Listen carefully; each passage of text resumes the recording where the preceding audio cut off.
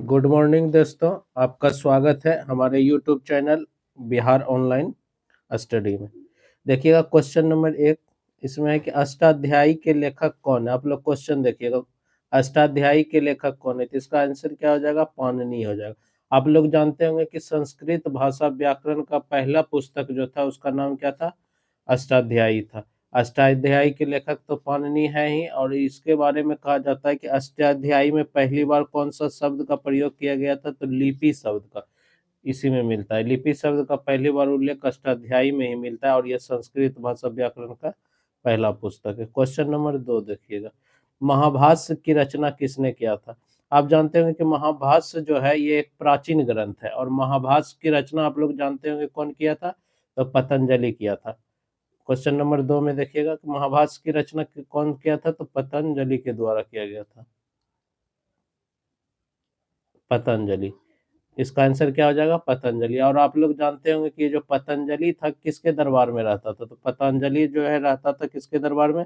पीयूष मित्र शुंग के दरबार में। और आप लोग को पता होगा कि पीयूष मित्र शुंग जो है ये पहला ब्राह्मण वंश था, और पीयूष मित्र शुंग के दरबार में पतंजलि जी रहते थे, इनका पुरोहित थे। इसीलिए जो है कि जो महाभाष्य ग्रंथ है भी है, इससे किसका इतिहास का पता चलता है? तो पीयूष मित्र शुंग यानी शुंग वंश के इतिहास का पता चलता है। क्वेश्चन नंबर 3 देखिएगा आप लोग कि गार्गी संहिता किस विषय से संबंधित है? तो आप लोग जानते होंगे कि गार्गी संहिता जो है यह तो एक ज्योतिष ग्रंथ है, लेकिन इसमें जो है कि थोड़ा सा एक आक्रमण का भी चर्चा मिलता है। और वह कौन सा आक्रमण है? तो यवन आक्रमण। यवन आक्रमण का उल्लेख भी गार्गी संहिता मिलता है। लेकिन गार्गी संहिता कैसी ग्रंथ है? तो ज्योतिष ग्रंथ है, प्राचीन काल की ये सारी ग्रंथ है। नेक्स्ट क्वेश्चन देखिएगा, इंडिया नामक पुस्तक किसने लिखी थी? तो आप लोग को पता होगा कि इंडिया नामक पुस्तक के लेखक कौन है? तो मेगास्थनीज है। इंडिया नामक लेखक जो मेगास्थनीज है इस सेल्यूकस निकेटर का राजदूत था, और हमारे यहाँ किसके दरबार में आया था? तो चंद्रगुप्त मौर्य के यहाँ आया था। क्वेश्चन नंबर नेक्स्ट देखिएगा 5 नंबर, मेगास्थनीज किसके दरबार में राजदूत था? तो आप लोग को अभी बताएं कि मेगास्थनीज भारत में चंद्रगुप्त मौर्य के दरबार में आया था, लेकिन ये किसके यहाँ से आया था? तो सेल्यूकस निकेटर के यहाँ से आया था। कहाँ से आया था? तो सेल्यूकस निकेटर। सेल्यूकस निकेटर का राजदूत था, और भारत में ये चंद्रगुप्त मौर्य के समय में आया था। क्वेश्चन नंबर 6 देखिएगा, किताब उल हिंद। किताब उल हिंद के लेखक कौन है? तो आप लोग सभी को पता होगा किताब उल हिंद के लेखक कौन है? तो अल-बरूनी है। किताब उल हिंद जो है इसको तहकीकाते हिंद भी कहा जाता है, या फिर जो है आपको अगर बोला जाए अल-बरूनी किसके शासनकाल किसके साथ भारत आया था, तो वह उसका नाम क्या था? तो गजनवी था। नेक्स्ट क्वेश्चन देखिएगा आप लोग, अल-बरूनी किसके साथ भारत आया था? यही क्वेश्चन मिल गया आप लोग को, इसका आंसर क्या हो जाएगा? महमूद गजनवी हो जाएगा। और अल-बरूनी जो पुस्तक लिखा था किताब उल हिंद, उसमें जो है कि भारतीय परंपराओं पर प्रकाश डाला गया था।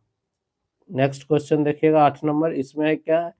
तो रेहला नामक यात्रा वृत्तांत किसने लिखा? आप लोग को सबको पता होगा कि रेहला जो एक यात्रा वृत्तांत है, तो ये अरबी भाषा में लिखा गया है। किस भाषा में लिखा गया है? अरबी भाषा में। लेकिन आप लोग को बताना है कि रेहला के लेखक कौन है? तो रेहला के लेखक कौन है? Ibn Battuta. और इब्न बतूता किस देश का यात्री था? तो मोरक्को का यात्री था। इब्न बतूता किस देश का यात्री था? तो आंसर क्या हो जाएगा? मोरक्को। देखिएगा नेक्स्ट क्वेश्चन 10 नंबर, फाहियान किसके शासनकाल में भारत आया था? तो आप लोग सभी को पता होगा फाहियान जो है भारत में आने वाला पहला चीनी यात्री था, और किसके शासनकाल में भारत आया था? तो चंद्रगुप्त द्वितीय के समय में आया था। और ये भारत का पहला कैसा यात्री था? चीन का था। फाहियान किस देश का यात्री था? तो चीन का था। नेक्स्ट क्वेश्चन देखिएगा 11 नंबर, वैनसांग किसके शासनकाल में भारत आया था? आप लोग जानते होंगे कि चंद्रगुप्त द्वितीय के समय में तो फाहियान आया था। वैनसांग किसके शासनकाल में आया था? तो हर्षवर्धन के शासनकाल में आया था। किसके शासनकाल में आया था? तो हर्षवर्धन के शासनकाल में आया था। वैनसांग के बारे में कहा जाता है कि यह जो है भारत में आकर शिक्षा भी ग्रहण किया, और कुछ दिन नालंदा विश्वविद्यालय में इनके द्वारा शिक्षा दिया भी गया।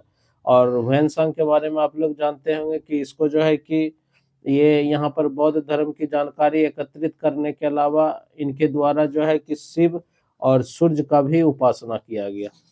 सूर्य और किसका? शिव का। बौद्ध धर्म तो मेनली था ही, लेकिन उसके अलावा किस पे? तो सूर्य और शिव पे।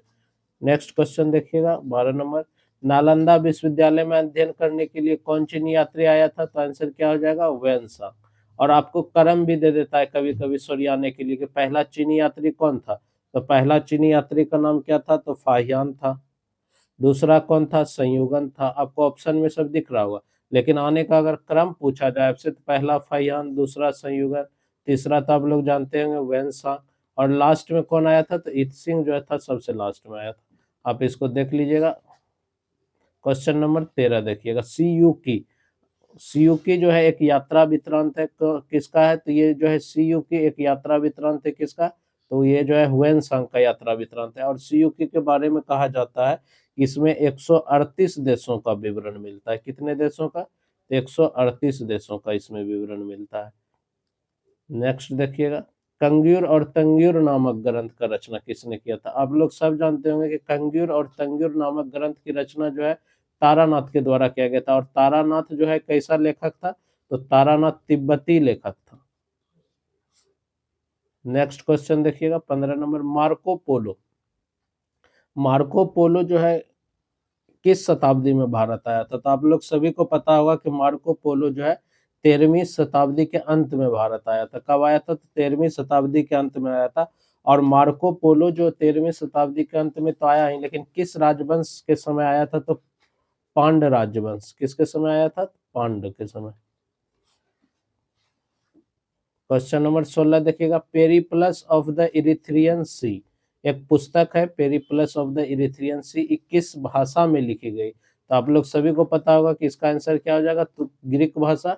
और पेरिप्लस ऑफ द इरिथ्रियन सी के बारे में कहा जाता है, इस जो पुस्तक को लिखने वाले लेखक के बारे में तो कुछ पता नहीं है, तो यह अज्ञात है, कौन सा लेखक लिखा पता नहीं। लेकिन 80 ईस्वी में माना जाता है कि वो लेखक जो है हिंद महासागर की यात्रा पर आया था, और उसी दौरान इस ग्रंथ की रचना वो जो है ग्रीक भाषा में किया।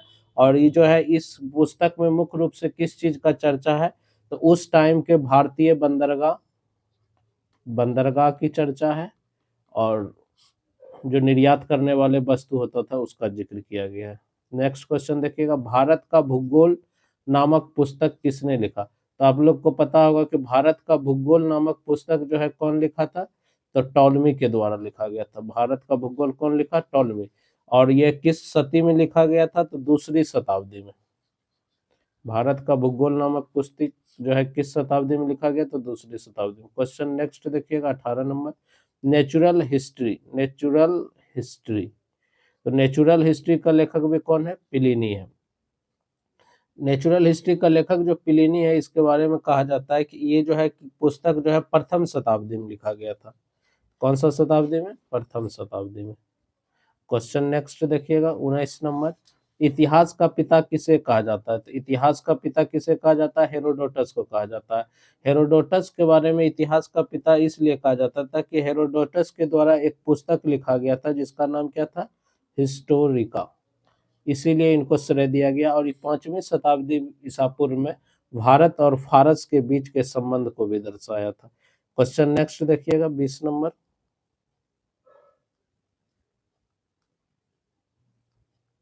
Last question 20 number. इसमें तो आप लोग जानते ही होंगे, प्लिनी टॉलमी तो जान ही गए। नेक्स्ट क्वेश्चन निकालना है 20 नंबर क्वेश्चन देखिएगा। हाँ, बोगाज कोई अभिलेख कहाँ से प्राप्त हुआ है। तो आप लोग सभी को पता होगा कि बोगाज कोई अभिलेख जो है ये कहाँ से प्राप्त हुआ है। आप लोग इसका लास्ट क्वेश्चन इसीलिए आप लोग के लिए छोड़ते हैं, आप लोग इसका जवाब कमेंट में दीजिएगा।